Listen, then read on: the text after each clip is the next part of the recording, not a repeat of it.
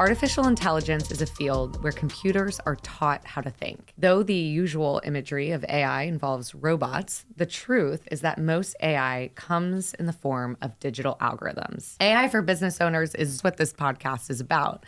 And I couldn't be more thrilled to introduce our guest today, Chris Chase, President and CEO of Discernity, which offers high-speed internet services to property owners, multifamily properties in particular. I've known Chris here for several years. I want to give him a few kudos. He is dedicated with a clear vision for not just Discernity, but anyone that he comes in contact with. He's extremely knowledgeable, very, very bright, friendly, and has more professional ethics than most people I know. He is what's right, not just in business, but also in the world. You won't find someone, in my opinion, with higher ethics than Chris. So I have a lot of regard for you, and I just couldn't be more thrilled that you're here today on the podcast. And so, Chris, before we get into AI, is there anything that you want the audience to know in particular about Discernity? Sure. First of all, thank you for having me. I'm excited. Yeah. The thing about Discernity, like you mentioned, we do provide internet for multifamily properties. And our niche is we are a private network. So our competitors are the big box companies, the Comcast, Spectrum from the cable side, AT&T, et cetera, from the telecommunications side, from the old phone company side, if you will. And they're built for having 20, 30, 40 million single family homes on their network versus we build a private network just for your apartment community. Like, okay, well, so what? Well, what that's important for, especially with artificial intelligence, it's really going to pay dividends, is we have a direct connection to the internet. So we have a fiber line coming from the internet somewhere, like a point of presence, to the property. And so you don't go through the hops. So, but if you're, let's say a cable company, for example, you'll see a big cable box outside the apartment complex, and it goes to the next cable box in the neighborhood and the next one. So all these hops, and it slows down the connection. So with artificial intelligence, you're going to need very low latency, which is basically the delay. So you're going to do things in real time.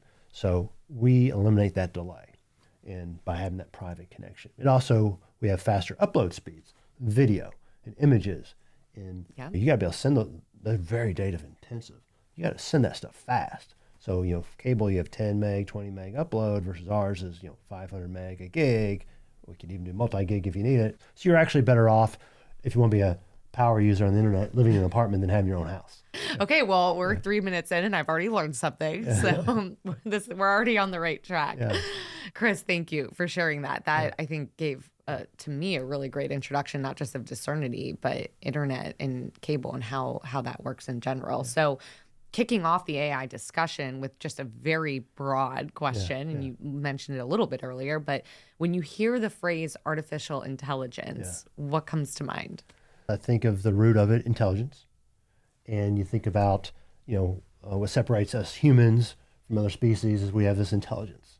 They do too, of course, animals, but we have a unique intelligence.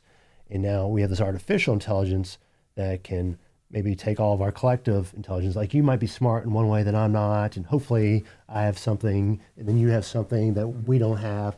So it takes all the collective good of us and provides this artificial intelligence, like the best of all of us, if you will. So when did you first hear about AI, and what were your first impressions of it? When I was a little kid, my dad took me to see this movie called 2001: The Space Odyssey. Oh, okay. Have you guys heard of that? I have. I've watched some of it. Yeah, have you really? Yes, I have. Well, and that from my parents is how. I think it was on VHS. Like it's, yes. Yeah. Oh, yeah. So I was a kid, too young to be there probably. So I was like, Dad, let me leave. Get me out of here. But I remember it. And I remember the premise was Hal, the computer controlling the spaceship. And then he turned evil against the against the crew and so forth. He had them hostage or whatever. So that was my first introduction to artificial intelligence, was that. And but I don't think of artificial intelligence as that evil force, but that was my first one. Well, I think that's pretty common. AI has been a major technological force since the 1950s, but really didn't even capture the public's attention for a sustained amount of time until the release of ChatGPT in November of 2022. And Since then, AI has been a staple in the news, media, and marketing materials, much of which is targeted towards business owners. What have you seen about AI over the past year that has particularly caught your interest? And twofold question, what about AI, question-wise, do you want answered? What's caught my eye about it is we use it as a company more than I realized.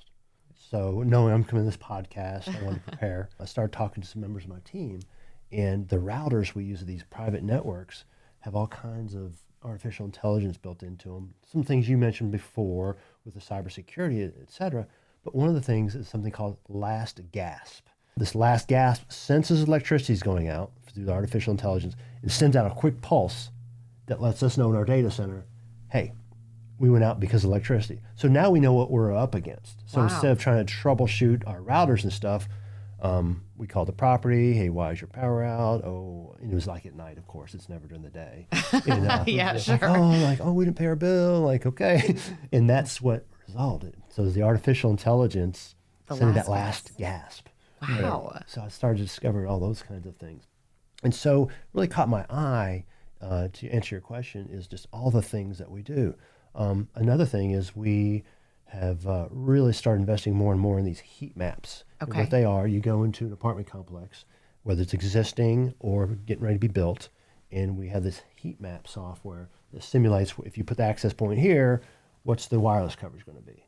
If you put it here, and it incorporates, do you have brick like we have around us here? Do you have plaster? Do you have, is it built with, sticks?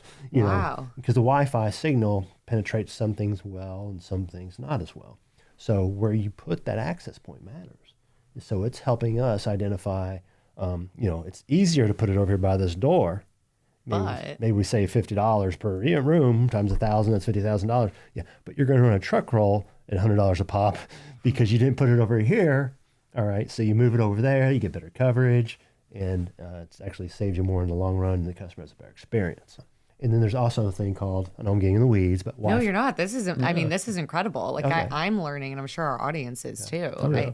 Especially, I mean, I'm still on the last gasp, Yeah. like based on AI. I mean, that's incredible. Yeah, So, my chief technology officer and my business partner, Dale, taught me about that. So wow. Yeah. I love what you said about you may have to invest a little bit more upfront, but in the long run, you're actually going to save money. And it sounds like it might be safer as well. Absolutely. Okay. And then there's something called like Wi-Fi optimization. You think like, okay, you have your signal that you need to manage, but there's also the power levels of your signal because you're in a multifamily environment where you have homes right next to you, maybe on top of you, maybe below you, probably all of the above.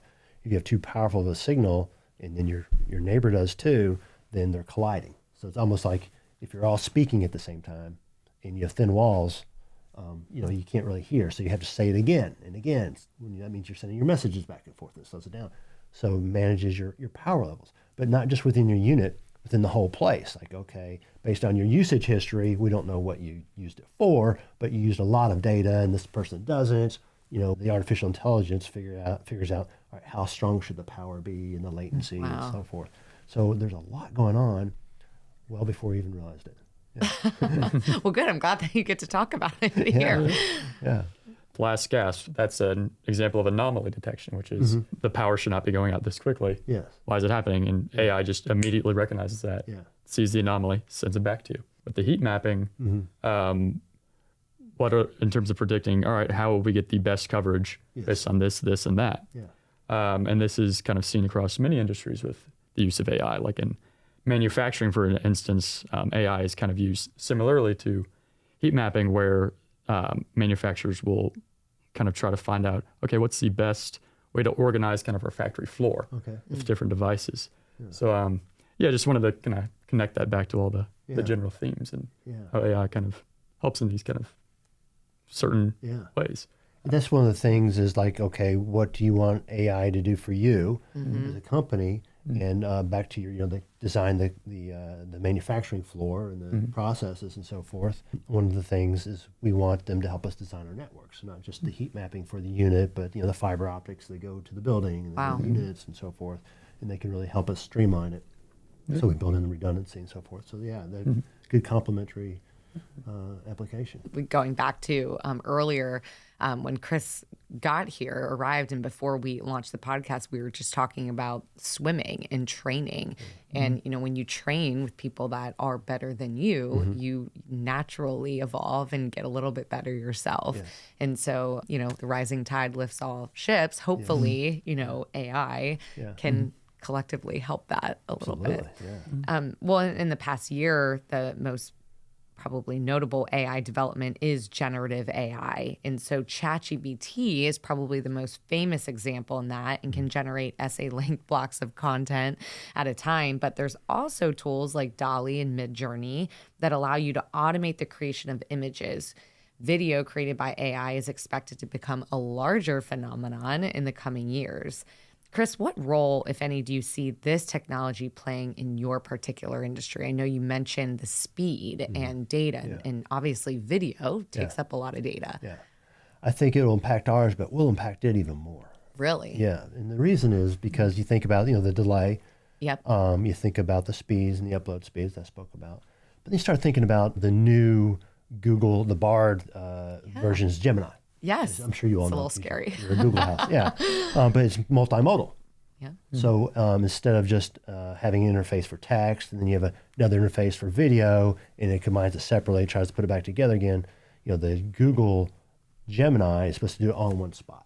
So you have an image and you have text, whether it's a video frame or a movie or a picture, and you send it up, and it does all this analysis, and it brings it back down. Now you have a bigger training set that has, it's more meaningful data. You can do it faster for you. So we can help that data get up there faster and so forth, because video is so, data intensive.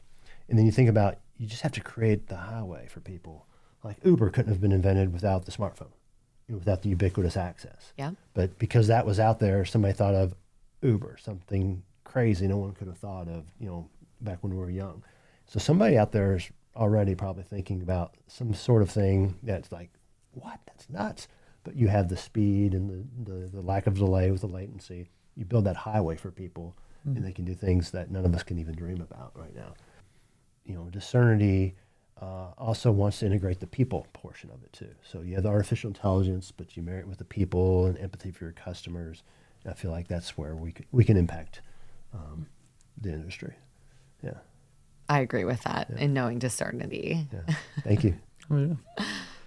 So since AI and machine learning are both kind of dependent on data for success, many businesses don't really kind of realize just how strong of a link there is between the quality of data that is given to the AI and kind of the performance that the AI gives. They kind of think that it's just AI, it'll just do great no matter what. Yeah. Unfortunately, that's not the case.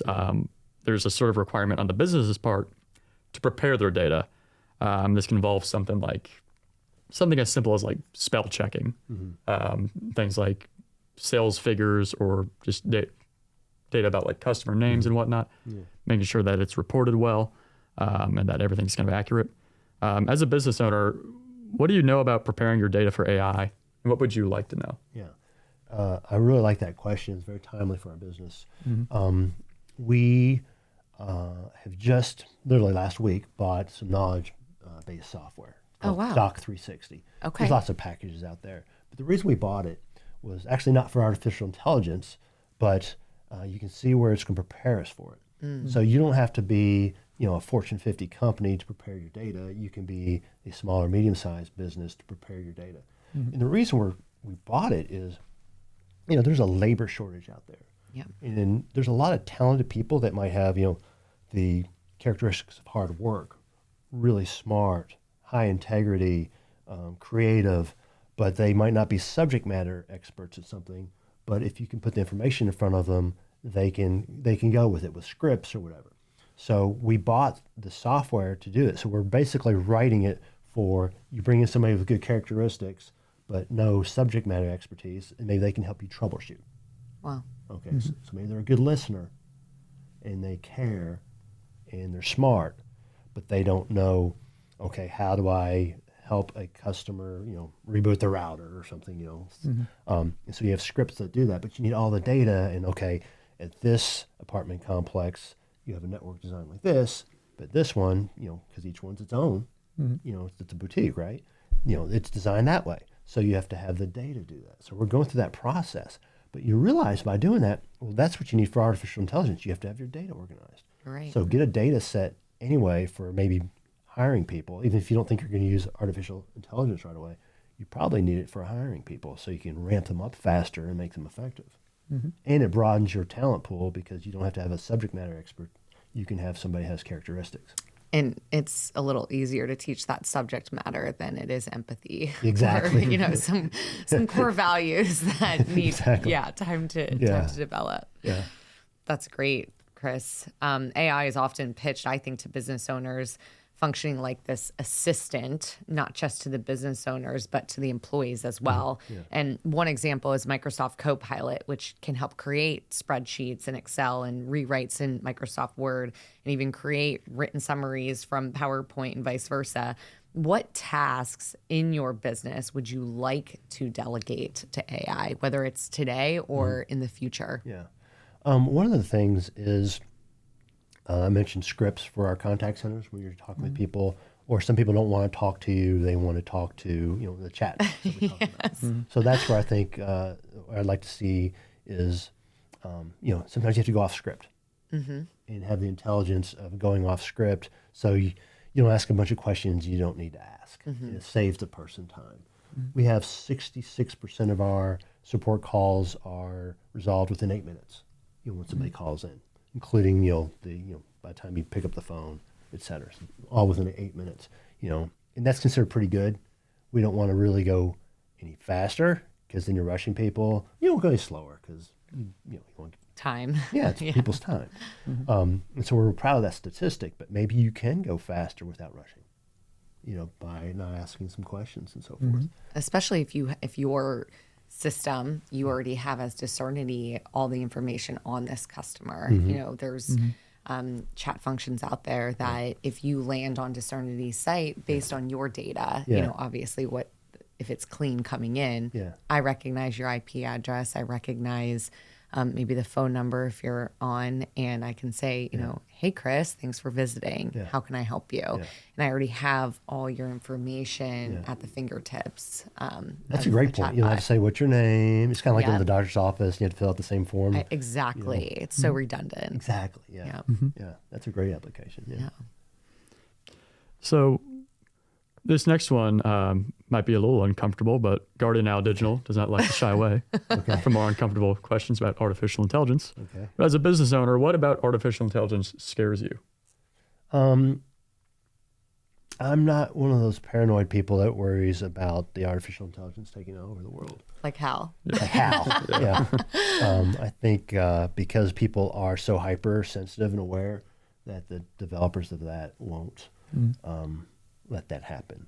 The concerns I have are more in line with if you only have the bigger companies that have access to doing it, you might not have small companies that might be innovators, that can be disruptors. Google wasn't always the biggest company. Microsoft wasn't. They were disruptors.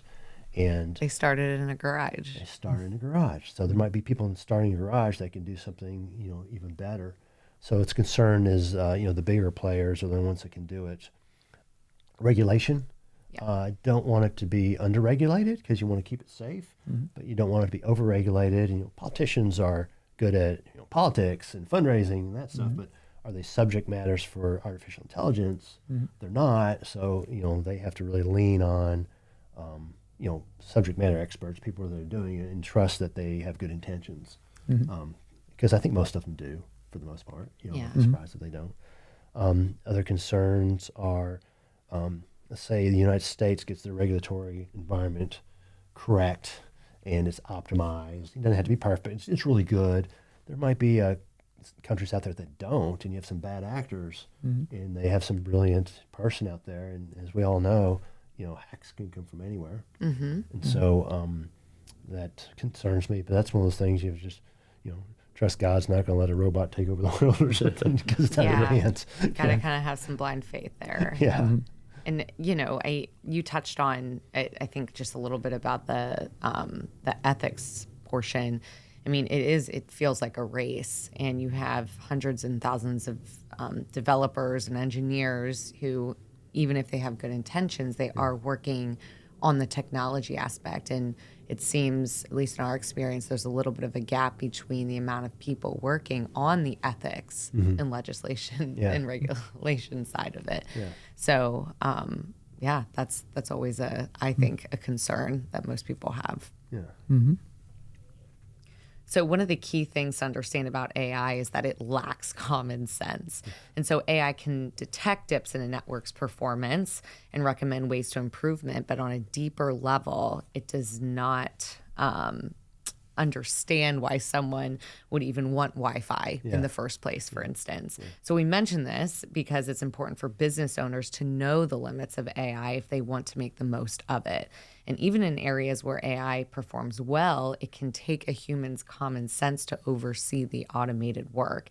In your industry, Chris, what would you identify as some of the common sense areas of roles that you would always want a human being to be involved in? Touched upon briefly earlier, but empathy. Yep. So let's say somebody calls into our contact center and they lost their job. They can't pay their bill. We've had this happen before. Hopefully not too many residents are listening to this and take advantage of it. But, you can tell it's authentic. Yeah. Like, look, we'll float you for a month or we'll work something. We work something out. Yeah. Artificial intelligence can't make that judgment call. Also, not all people have the same amount of technical acumen. So they call in and, hey, my wireless isn't working for some reason or it's not doing what I want it to do. And, you have two people that could call in with that. One's to say a senior citizen that didn't grow up with technology. Yeah. And the other one's, a computer science majored from Harvard. You have to approach it differently. With maybe the senior citizen, you're like, okay, do you know where the on-off switch is? And, you go through some of the basic things. The computer science person, like, all right, adjust your DHCP settings, like, oh, okay. Yeah. So that's the kind of thing where you have to be able to read people. Mm-hmm. Yeah. Truly discern.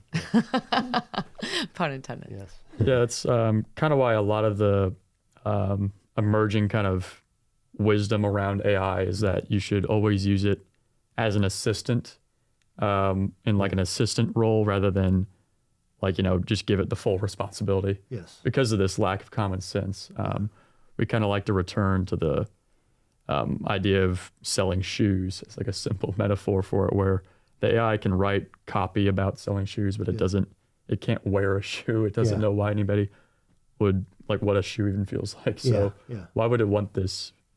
Why would it want a comfortable slipper over a shoe has like no insole and it's basically rough? Yeah. It doesn't really even understand that. And do the colors go together? And does it fit well? Exactly. The complexity of just what common sense is a very complex thing we're starting to realize in working with artificial intelligence.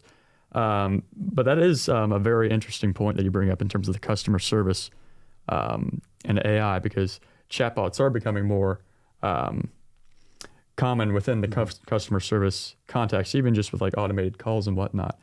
And one of the things that can be done in that case is that you can use it as an assistant in that it can resolve, you mentioned earlier, like the really simple questions that can cut down the amount. Cut down the amount of time.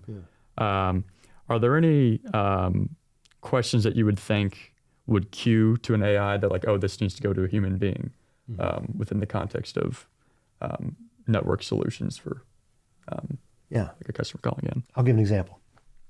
I forget the years before the pandemic, so we'll say 2018, 2019. You may remember on Christmas Day there was a bombing in Nashville. And it was right outside the AT&T data center in Nashville, which was it's a big point of presence for the internet down there. And now many of our properties have redundant networks, so we have multiple providers coming into our network. So if one goes down, the other one stays up. But at that time, we had some properties just, AT&T was our carrier. Okay. So it's our network on AT&T backbone. And so we had one in Louisville, we had one in Western Kentucky, and I think those are the only ones that were vulnerable, maybe one in Indianapolis, that were all affected by this bombing. And, on Christmas Day, people are out there troubleshooting why is this building down? They can't figure it out. And then we kind of put two and two together. Well, hey, we heard the news today that there's this bombing outside the AT&T, and you're able to figure it out. Mm-hmm. And that's one of those things where sometimes, artificial intelligence probably wouldn't be able to put those things together very easily. Right. Yeah. Right. Yeah, it's hard to replace a human heart too. Yeah. Yeah. Yeah. Mm-hmm. Yeah. Well, Chris, this has been, I think, a very insightful conversation. I have learned a lot. I hope you've found this valuable, and hopefully our audience does as well. Is there anything that you want to leave the podcast with, or the listeners with? Yeah. Well, first of all, thank you both for having me. I'm very grateful. I enjoyed preparing for it because it made me realize how much we use artificial intelligence. I think it's changed me because after preparing for it, I'm like, let's step on the gas and some of the stuff with artificial intelligence. I want to get behind this, and now I'm really interested in it. So I'm very grateful for you having me on as a guest, but also for exposing me to something that we're lucky. We're born in a time when the internet came out. Well, the internet's been out since before we're born, but when the web came out and it changed the world. Yes. And now we're experiencing another thing that's changing the world in our lifetimes. How many people get two massive technology changes like that in their lives? Not a lot. No. So it's a great time to be alive. It's a great time to be doing that stuff. And because I was preparing for this, I really want to step on the gas in artificial intelligence. So I appreciate you all introducing me to it more. Now's the time. Yeah. What would you say is the most valuable thing you learned about AI during this discussion? I think I learned some of the things like the multimodal and how that's a big deal now, but it's going to be taken for granted soon enough. Oh, yeah. And then the other thing is how I used the example of working with an assistant, like you said, that's maybe smarter than you. It's going to raise your game, and that's going to keep getting smarter and smarter. So those are the things. And then of course there's the human element, or as my business partner Dale calls it, the human condition. You're troubleshooting somebody, and they're telling you they pushed this button, but they really didn't. You're troubleshooting, and there's always going to be the human element in the human condition that you have to consider. So it also made me realize that that's never going to go away because you're always going to have flawed data. Yep, absolutely. You're always going to have somebody told you they did this and they thought they did, but they really did that. Yeah. So I think those are the big takeaways. Okay. Yeah. Great. Yeah. Well, Chris, thank you. And, we talked about in the beginning of the conversation, I think the connotation of most people when it comes to AI is fear-based, and it's the how, right? It's going to take over the world. And so it's a pleasure to have you on, and also the positivity. And I love that you say we're lucky, grateful to be alive during this. Yeah. And I think if, not just you, but our audience takes that mentality on, they're going to understand AI a little differently and get curious of how they can implement it, even a small business owner, into their operation. So thank you for coming with that perspective. My pleasure. Yeah, thanks for coming on.